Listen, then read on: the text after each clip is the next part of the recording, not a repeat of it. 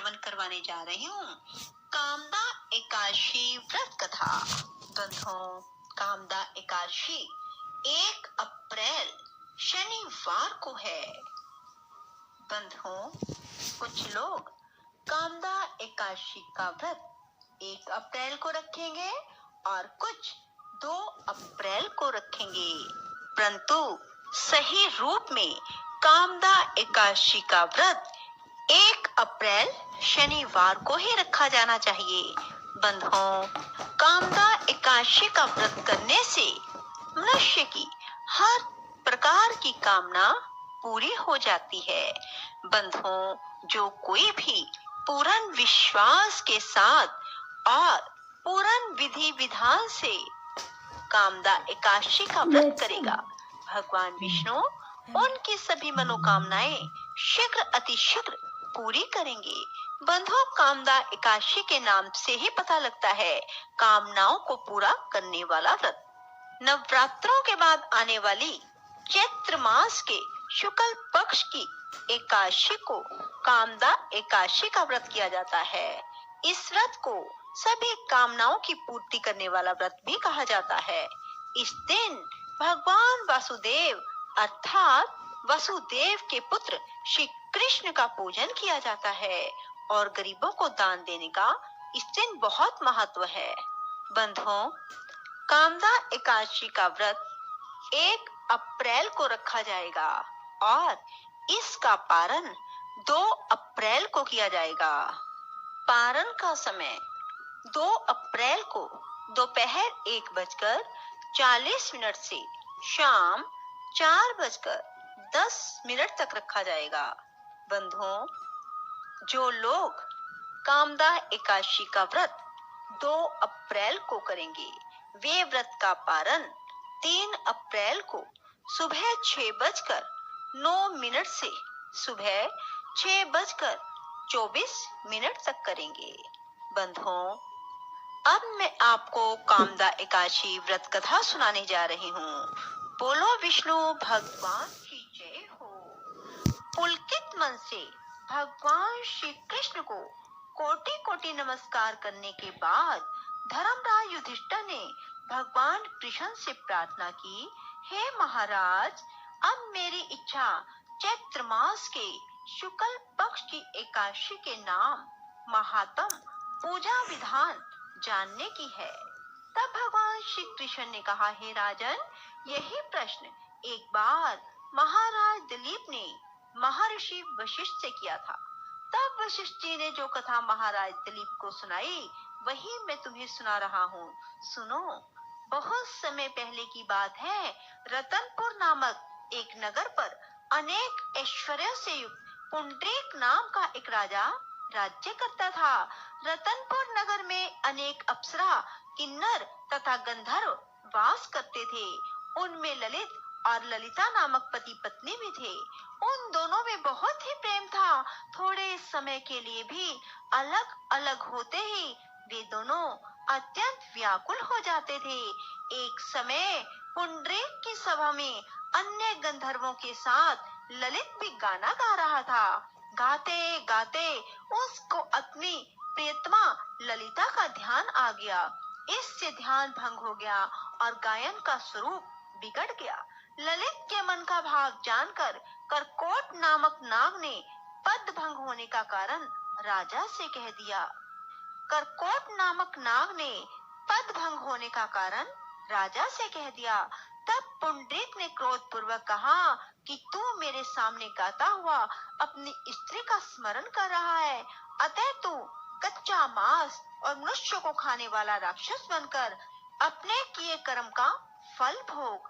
पुंडरीक के श्राप से ललित उसी समय विकराल राक्षस हो गया। उसका मुख अत्यंत भयंकर, नेत्र सूरज चंद्रमा की तरह प्रदीप्त और मुख से अग्नि निकलने लगी। सिर के बाल पर्वत पर खड़े वृक्षों के समान तथा भुजाएं अत्यंत लंबी हो गई। इस प्रकार उसका शरीर 8 योजन लंबा हो गया। राक्षस बनकर वह अनेक प्रकार के दुख भोगता हुआ जंगलों में भटकने लगा। अब तो उसकी स्त्री ललिता भी अत्यंत दुखी होकर उसके पीछे पीछे भटकती रहती और तरह तरह से विलाप करती रहती। वह अपने पति के उद्धार का उपाय भी सोचती रहती थी। एक दिन ललिता अपने पति के पीछे पीछे चलते हुए विंध्याचल पर्वत पर श्रृंगी ऋषि के आश्रम तक पहुंची। श्रृंगी ऋषि ने ललिता को देखकर पूछा, हे देवी, तुम कौन हो और यहाँ किस लिए आई हो? ललिता बोली, मुनिवर, मेरा नाम ललिता है। मेरा पति राजा पुंडरीक के श्राप से भयानक और विशालकाय राक्षस बन गया है। इसका मुझको बहुत दुख है। मेरे पति के उद्धार का कोई उपाय बताइए। ऋषि बोले, हे गंधर्व कन्या, अब चैत्र शुक्ला एकादशी आने वाली है, जिसका नाम कामदा एकादशी है।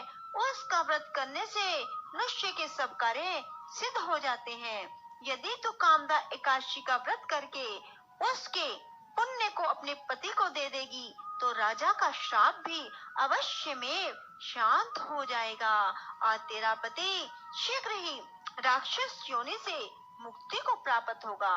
चैत्र शुक्ला एकादशी कामदा आने पर ललिता ने व्रत किया और द्वादशी को ब्राह्मणों के सामने अपने व्रत का फल अपने पति को देती हुई भगवान से प्रार्थना करने लगी, हे प्रभु, मैंने यह व्रत किया है, इसका फल मेरे पति देव को प्राप्त हो, जिससे वह राक्षस योनि से मुक्त हो जाए। एकादशी का फल देते ही उसका पति राक्षस योनि से मुक्त होकर अपने पुराने स्वरूप को प्राप्त हुआ और अनेक सुंदर वस्त्र आभूषणों से युक्त होकर ललिता के साथ विहार करने लगा। उसके बाद वे दोनों एक दिव्य विमान में बैठकर स्वर्गलोक को चले गए।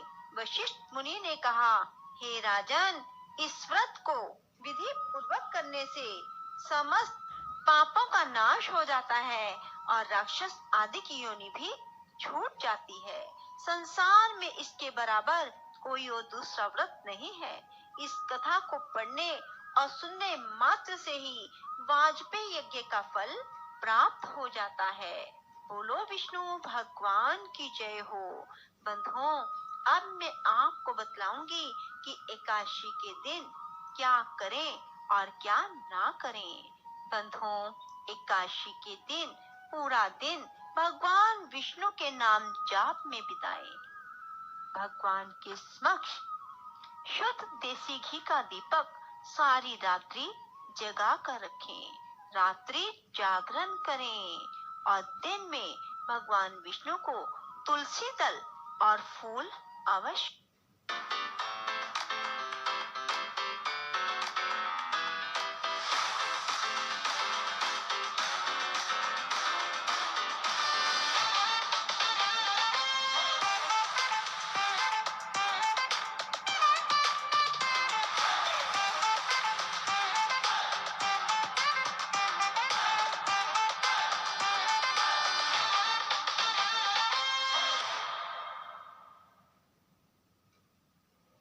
अर्पित करें।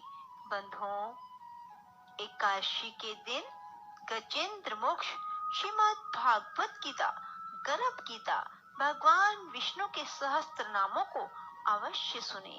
भगवान विष्णु की कथा अवश्य सुने। बंधुओं, एकादशी के दिन क्या ना करें। बंधुओं, एकादशी के दिन बाल ना कटवाएं, नाखून ना काटें, दाढ़ी मूछ भी